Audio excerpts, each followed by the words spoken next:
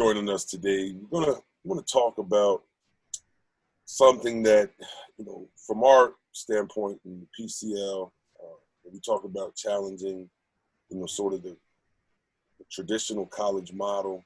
It's not just about challenging the framework and sort of the structure of the game. It's also challenging the attitudes and the mindsets of folks that are in college, in the college environment, that have say-so and the means of control, and in a lot of cases have power.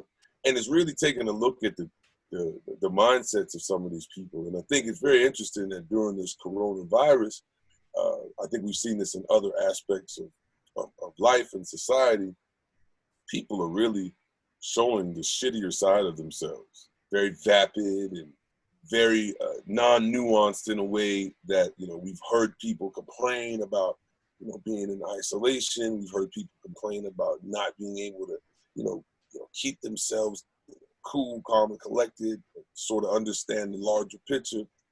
And then we're also starting to see and hear, again, I think, some of the more true felt, ideas and opinions of some of these folks. And like this week or last week, we heard some comments from some college coaches. And right now I want to take the time, I want to read you the quote from Oklahoma State's football coach, Mike Gundy. And we're going to discuss this because, again, I think, regardless of what this quote is, and it is a powerful quote in terms of it shows just how despicable some of these folks think and how despicable their minds are. It also, I think, gives us a good context to just have this general conversation or broader conversation about where the state of college sports is and why we don't see significant change in these college sports and in these college arenas is mainly because of the attitudes that some of these folks maintain and carry. So he went on to say that this week, NCAA, the president of universities, the Power 5 conference commissioners, the athletic directors need to be meeting right now, and we need to start coming up with answers. I almost can't read this without going into a deep southern country Mississippi type accent. But the Oklahoma State head coach said inside a near hour-long teleconference that included a 20-minute monologue to start off, in my opinion, okay, there goes my country accent again, we need to bring our players back. They are 18, 19, 20, 21, 22-year-olds, and they are healthy, and they have the ability to fight this virus off. If that is true, then we sequester them and continue because we need to run money through the state of Oklahoma, end quote. And so just listening to that, we wanted to get into it. I wanted to throw that to you, Ricky, because he's not the only one. There's some other coaches that are saying some things.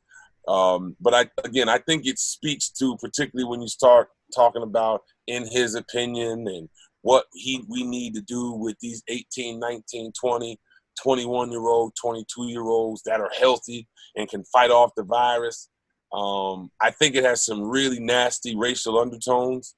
And I think, again, it's just more broadly the sense of sort of the attitudes and sort of some of the opinions that these folks think and how they feel about some of these athletes and, the young people that they have a considerable amount of power and influence over.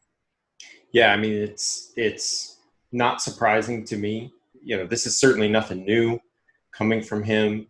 It shows that, in his opinion, these players are chattel. They're almost his property. They're gonna do what he says when he says to do it. The fact that he feels the economy of Oklahoma is more important than the bodies and health of his players. Again, this is nothing new to the college sports space.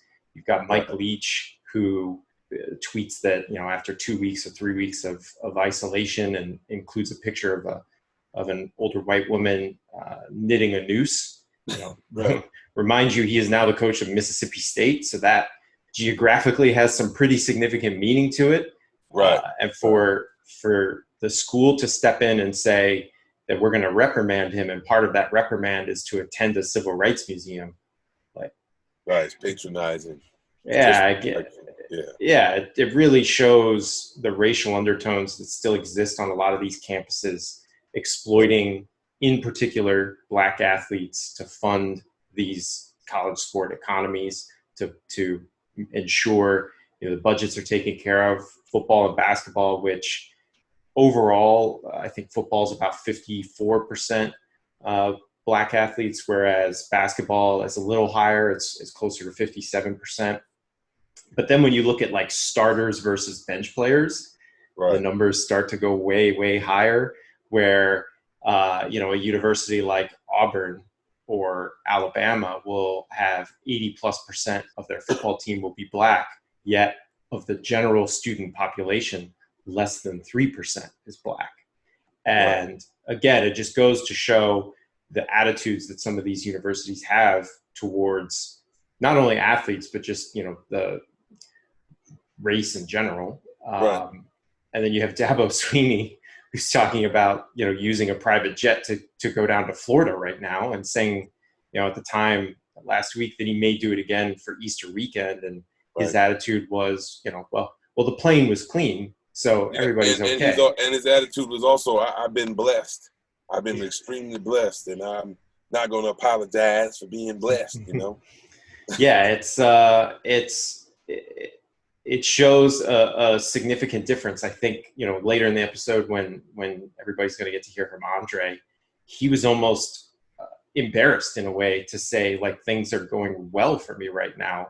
So it like shows the sort of the difference between that humble attitude of a guy that's working hard and doing good things versus a Dabo Sweeney, where it's like, dude, you're only getting paid this much because the labor's unpaid. That is the only reason it creates inflation. And it's the sense of contempt that we know that, no matter what they say, we know in your words, again, in your actions, you harbor this deep down contempt for these players that are actually generating a tremendous amount of wealth, a tremendous amount of income for everyone but themselves. And I think like Mike Leach, for whatever reason, the media loves him. And it annoys me to no end, because this is by no means the first time that he's done something like this. I think back last season when he berated his players in the media that they were out, overweight and out of shape, and that was their fault. Mind you, he's the coach that sets the routine and the schedule for every single practice. Number two, back when he was at Texas Tech, and I forget the quarterback that suffered a concussion, but then he essentially locked him in an outhouse for him to recover from it and get tougher. So again, this attitude of you're only valuable to me as long as you're healthy and as long as you're doing what I'm saying is a really toxic attitude to have for a group of individuals that essentially control the future for these athletes. Right. And that's what I'm saying. They have so much, they have a significant amount of influence and power over these guys and over their lives. And, I remember, as a player, I've said this before, the perspective that you have, right? Clear perspective is like the enemy of the athlete, because what, Mike Gundy was alluding to is something that isn't talked about in sports a whole lot. And what it is that athlete is supposed to be loyal to the sport and all facets of the sport. And there's nothing that sort of gets in the way of the sport. No weather, no human circumstance, death in the family, none of that stuff gets in the way of this sort of pursuit for and to be good or great in the sport. And it's as if, again, these athletes are supposed to just completely forget about their families, completely disregard their own safety, completely disregard their own ability to, read and absorb information for themselves, because some of them are reading and understand exactly what the climate is, understand exactly how dangerous things are. And then they've got the pressure of their coach saying, hey, someone, again, who has great power and influence over them saying, hey, you guys should be back on campus playing, working, making people money. That's in essence what he said. And yeah, you could picture this dude in a linen suit on the porch of a plantation. Like, right. I mean, it just that wouldn't seem out of character if you were to just read what they said in that context. Right, exactly. That's why I say I can't read the quote without sort of reverting to some kind of Southern, backwoods Southern accent, because that's what it literally sounds like. And I just, again, I think it's an insult to players, because again, as someone who considered himself to be a more thoughtful and engaged athlete through my career, I've always longed for people to respect that part of me, right? The fact that, yeah, I've got the sports stuff going on, but I respect the fact that I can pick up the newspaper, that I can read a news article, and I understand just as well as you do what's going on in society. And I think it's very dangerous what some of these coaches are implying to these very impressionable young men who ultimately are going to become, influencers and dads and husbands and everything else. And they're being influenced by people and have power wielded over them by people who, in my opinion, just don't, like, if the coach is telling you that, yeah, he's healthy enough, and hell, if he gets the virus, he's healthy enough to fight it off, that person doesn't really care about you, the level and the way that they should.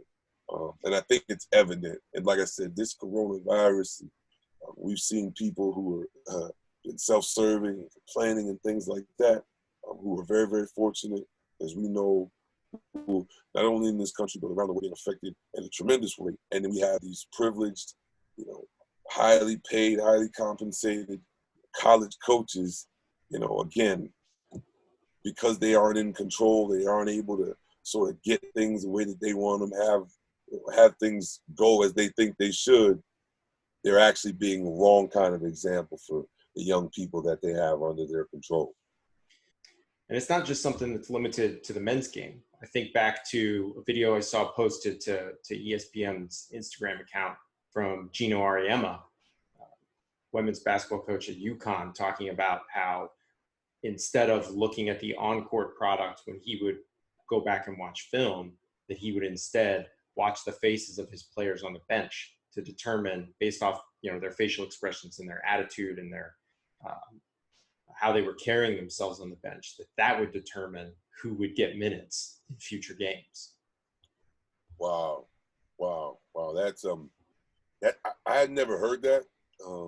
That's surprising because, particularly coming from a Hall of Fame coach, because that's something that I think has got to be very careful in that, because what is he saying? That he just wants people on the bench cheering and happy to be cheering? I mean, there's one thing to be rooting your teammates on, but basing basically how someone looks on the bench and judging whether or not that will translate or be able to impact you in the game, I think is not a strategy that I've seen work, particularly in my professional career, because I know that there are guys who, again, you want people to be angry and ornery and a little on edge about not playing, right? Because you want people chomping at the bit to get in the game. You want people who are antsy about playing and wanting to contribute. So you don't necessarily want a jovial. And when I was with the Warriors, man, we had a good time, but we all wanted to play. We all wanted to get on the floor and contribute. And we're waiting for our number to get called so we can get on the floor. Yeah, I think back to looking at your body language on, like you and JaVale and some of the guys on the Warriors bench, and then you got Kendrick Perkins over on the Cavs bench. If we were strictly going off of body language, the reaction would mostly just be, I'm terrified of those guys. Right. So again, it's all about that gatekeeper mentality that some college coaches have, a lot of college coaches have, that if you're not doing exactly what I'm telling you to do, right, I'm not giving you access.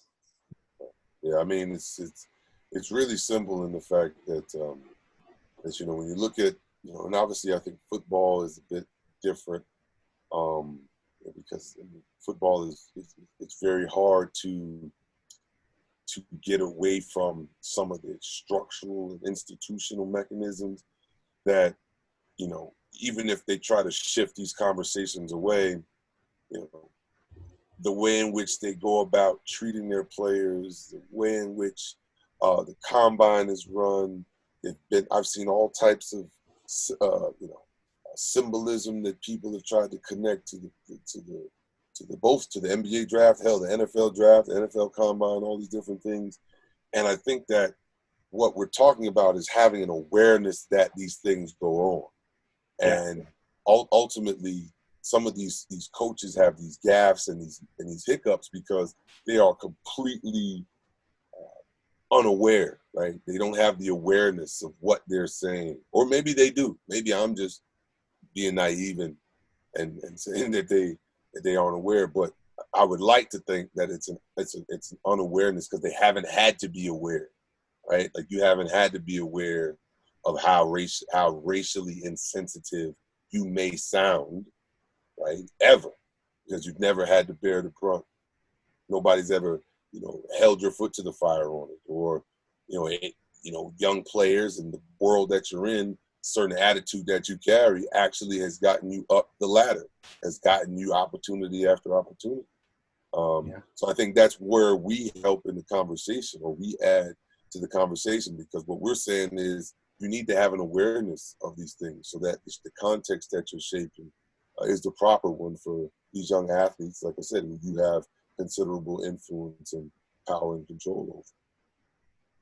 Yeah, well, it's an important discussion to have, and I hope people continue to have it because an atmosphere of accountability is needed. In a lot of cases, these coaches are the highest paid state employees in their respective states, and they're representing not just themselves. They're representing the university, they're representing the state, and to allow the universities to let these coaches go sort of unchecked.